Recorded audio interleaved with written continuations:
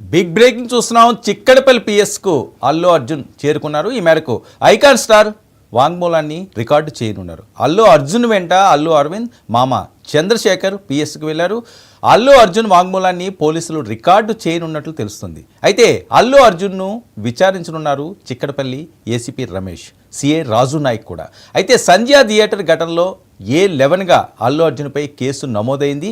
ఈ నెల 13న అరెస్టు కూడా చేశారు. అయితే విచారణకు ముందు లీగల్ టీంతో అల్లు అర్జున్ ప్రత్యేక సమావేశం అయ్యారు. విచారణకును ఎలా ఎదుర్కోవాలనే విషయాలపై న్యాయవాదులు చెప్పినట్లు తెలుస్తుంది. ఈ మేరకు చిక్కడపల్లి పిఎస్ దగ్గర భారీగా పోలీసులు మోహరించారు. గత కొన్ని రోజుల నుంచి చూస్తున్నాం, పుష్ప ఎపిసోడ్ అంతా కూడా వివిధ టర్న్స్ తీసుకుంటుంది. ఎట్టకేలకు 4 వారాల పాటు అల్లు అర్జున్కి బెయిల్ మంజూరు చేయడం కోర్టు. అయితే మళ్ళీ చిక్కడపల్లి పిఎస్కి వెళ్ళడం, రేవంత్ రెడ్డి గారు అసెంబ్లీ సాక్షిగా ఈ అంశం మీద ప్రస్తావించడం, దానికి మళ్ళీ బన్నీ కౌంటర్గా ప్రెస్ మీట్ పెట్టడం, ఇది ఎటువైపు దారి తీస్తుంది, చాలా కీలకంగా మారనున్నది. అసలు ఇందులో ఉన్న టెక్నికల్ అంశాలు ఏంటి? మనతో పాటుగా ప్రముఖ న్యాయవాది నర్రా శ్రీనివాస్ గారు, హైకోర్టు అడ్వకేట్ లైవ్లో సిద్ధంగా ఉన్నారు. శ్రీనివాస్ గారు నమస్తే. సరే, అల్లు అర్జున్ అనే అంశం, పుష్ప సినిమా, ఆ రోజు సంధ్యా దగ్గర జరిగిన ఘటన, పోలీసులు పెట్టిన కేసు, ఆ తర్వాత ఆయనకి బెయిల్ రావడం, మళ్ళీ రేవంత్ రెడ్డి గారు అసెంబ్లీలో మాట్లాడి, ఇప్పుడు మళ్ళీ చిక్కడపల్లి పోలీస్ స్టేషన్కి వెళ్ళడం, ఇందులో ఉన్న టెక్నికల్ అంశాలను ఏ రకంగా చూడాలి?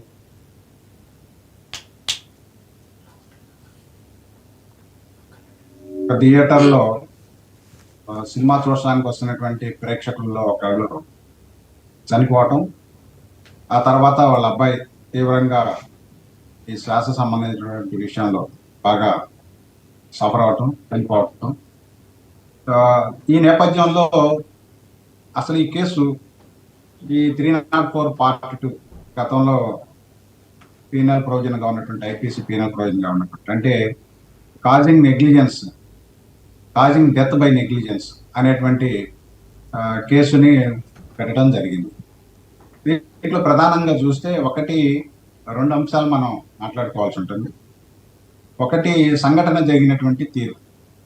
ఇప్పుడు సెలబ్రిటీలు కానీ సహజంగా పొలిటీషియన్స్ ఇలాంటి సందర్భాల్లో వచ్చినప్పుడు అనేకమైనటువంటి సందర్భాల్లో ఈ బౌన్సర్లుగా వాళ్ళు పెట్టుకున్నటువంటి వాళ్ళు చాలా అత్యుత్సాహం ప్రదర్శిస్తూ ఉన్నారు.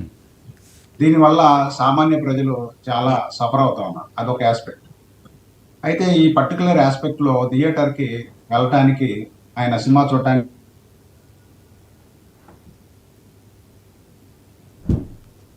థియేటర్కి వెళ్ళి ప్రేక్షకులను ఎంకరేజ్ చేయడం కోసం, లేకపోతే మరొక రకంగా అల్లు అర్జున్ గారు థియేటర్కి వెళ్ళినటువంటి నేపథ్యంలో అక్కడ తీవ్రమైనటువంటి తొక్కేసలాట, ఎక్కువ మంది ప్రేక్షకులు గ్యాదర్ కావటం, వాటి నేపథ్యంలో అక్కడ స్పేస్ సరిపోక సఫకేషన్ తోటి బాధితురాలు చనిపోవటం, అదేవిధంగా వాళ్ళ కుటుంబ సభ్యులు మరొకరు ఇబ్బంది పడటం జరిగింది. ఈ నేపథ్యంలో మనం ఏంటంటే అసలు క్రిమినల్ లైబిలిటీ ఎంతవరకు వస్తుంది అనేటువంటిది ఒక పాయింట్ ఫర్ డిబేట్.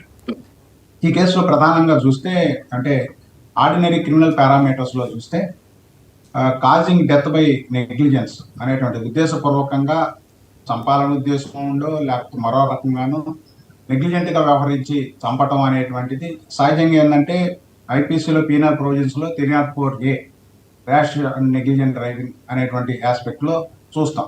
కానీ ఇక్కడ ఏం జరిగిందంటే, పోలీసు వాళ్ళు కేసుని పుటప్ చేసేటప్పుడే ఇది 304 Part 2, అంటే 302 అంటే మర్డర్ పనిష్మెంట్, 304 Part 2 వ్యూలో తీసుకురావడం ద్వారా ఏమైందంటే దానికి లైఫ్ ఇంప్రిజన్మెంట్ అనేది ఉంది. బెయిల్ పొందడం కూడా చాలా కష్టం. కాబట్టి వాస్తవ పరిస్థితుల రీత్యా చూసినప్పుడు ఈ ప్రొవిజన్ ఆఫ్ లా అనేటువంటిది ఈ ఎఫ్ఐఆర్లో చేర్చడానికి అవకాశం అయితే లేదు. ఇది ఫ్యాక్ట్, చట్టం అది. అయితే ఇక్కడ ఏం జరిగింది, ఒక ప్రాణం పోవటం, అదేవిధంగా దాని యొక్క రామిఫికేషన్స్ పబ్లిక్ లో కూడా రావటం.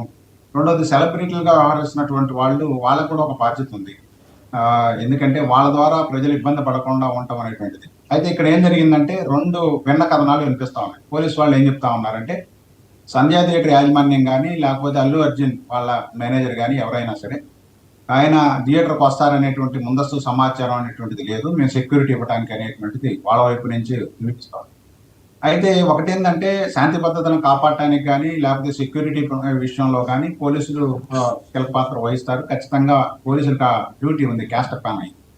అయితే ఇక్కడ సమస్య ఏంటంటే, సెలబ్రిటీ వచ్చే ముందు మాకు అసలు ఇన్ఫర్మేషన్ లేదు కాబట్టి మేము అప్పటికప్పుడు అరేంజ్మెంట్స్ చేయలేకపోయాం. దాని ద్వారా ఈ సంఘటన జరిగి చనిపోవడం జరిగింది. దానికి థియేటర్ యాజమాన్యంతో పాటుగా ఈ ఎవరైతే యాక్టింగ్ చేసి ఇప్పుడు ఆయన వెళ్ళారో అల్లు అర్జున్ గారిని కూడా దీంట్లో క్రిమినల్ లైబిలిటీ కింద చేశారు. అయితే క్రిమినల్ లాలో వైకేరియస్ లైబిలిటీ అనేటువంటిది ఉండదు. వైకేరియస్ లైబిలిటీ అనేటువంటిది సివిల్ లాలోనే ఉంటుంది. ఆయన వెళ్ళాడు, అక్కడ సెక్యూరిటీ మెజర్స్ ని సరిగ్గా క్రియేట్ చేయలేకపోయారు పోలీసులు, అది వాస్తవం. అయితే ముందస్తు సమాచారం ఇవ్వలేదని వాళ్ళు చెబుతున్నారు, ఇచ్చారని వీళ్ళు చెబుతా ఉన్నారు. అయితే ఇది ఫ్యాక్ట్ ఫర్ కన్సిడరేషన్. కానీ ఇక్కడ లాలోకి వచ్చేసరికి 304 Part 2 అనేటువంటిది అప్లై కాదు. కానీ అప్లై కాని సెక్షన్లో కూడా పెట్టి ఆయన అరెస్ట్ చేశారు. అరెస్ట్ చేసిన తర్వాత మరి ఆనరబుల్ హైకోర్టు తెలంగాణ ఆయనకి క్వాష్ పిటిషన్లో బెయిల్ గ్రాంట్ చేసింది. సహజంగా ఇది మనం ఆర్డినరీ క్రిమినల్ పారామీటర్స్ లో చెప్పుకుంటే ఇది అన్నోన్ టు లా, చాలా అరుదుగా జరుగుతుంది. అరుదుగా జరిగింది అల్లు అర్జున్ గారికి జరిగింది. అంటే రాని కేసుల్లో అంటే మామూలుగా ఏంటంటే క్వాష్ పిటిషన్ లో ఏమవుతుందంటే అరెస్ట్ కాకముందు ఎటువంటి ఫోర్సబుల్ స్టెప్స్ తీసుకోవద్దు అని చెప్పేసి అట్లానే అంటే శ్రీనివాస్ గారు ఇప్పుడు ఈయనకి బెయిల్ ఇవ్వడం జరిగింది, అది బెయిల్